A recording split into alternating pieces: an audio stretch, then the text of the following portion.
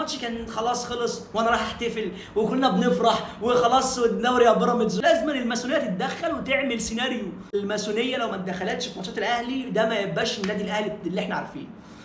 يا عم الف مبروك لكل اخواتي اللي بيشجعوا الاهلي، الناس الحقانيه اللي عارفه ان الاهلي خدوا ظلم. يعني البنك الاهلي دوت في ماتشنا وماتش بيراميدز ماشي كان ماسك ماتشنا ماتش بيراميدز هجوم وبيلعب فول باور وفول سكواد ومبص مدغدغنا هجوم ومرتدات ومن الاطراف ومن العمق. واسمه فيصل ده كان قلب ميسي.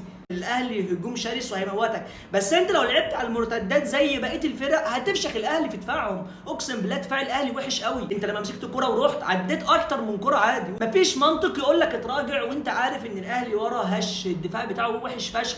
انت لما مسكت الكوره كنت بتوصل لجون الاهلي عادي سهل فشخ.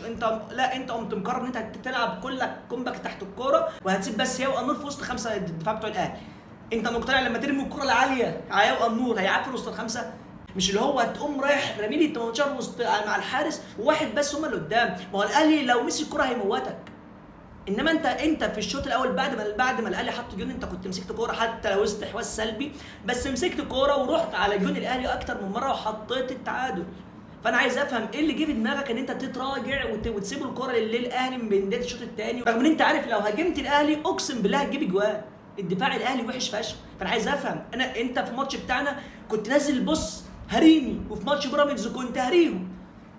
فليه ايه المنطق اللي يقول لك اعمل كده؟ مش فاهم. انا ما بقولش ان هو مفوت، ماليش دعوه انا بكل الهطل ده، انا ماليش دعوه، بس انا بتكلم في الكوره عادي.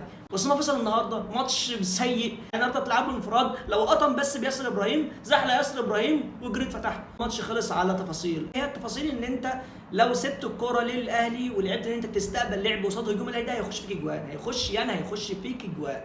فهو ده غلط المدير الفني بتاعه، ان انت نزلت تستقبل لعب من الشوط الثاني، نزلت تستقبل لعب بس وسبت لهم الكوره. هتصمد مره الثانيه الثالثه بس اقسم بالله هيخش فيك جوان. يعني هيخش فيك جوان. ده طوفان. خط هجوم الاهلي طوفان يا معلم. انت عايز ايه؟ وحاجه برضو ان الاهلي والله مش بعيد يقع ماتش فاركو. انتوا هتقولوا عليا اهبل وايه اللي انت بتتكلم ده؟ والله الاهلي مش بعيد يقع ماتش فاركو. دفاع الاهلي وحش. اي مدرب يعرف يلعب في ظهر الاهلي هيجيب اجوان الدنيا، بس ما تسيب لهمش الكوره. لو سبت الاهلي الكره هيموتك، لان هجومه مستحيل في دفاع يقف قصاده، ولو وقف مره مش هيقف الثانيه. ما تخلوش يحاصرك في ال 18. قبله مش بقول لك هاجم وافتح خطوطك، لا، العب يا اسطى بتوازن بس ارمي الكوره في ظهر دفاعه كتير والله العظيم هتجيب الجون الدنيا. انما فكره ان انت هتسيب له الكوره وتدافع بعد ما تجيب الجون هو هيموتك.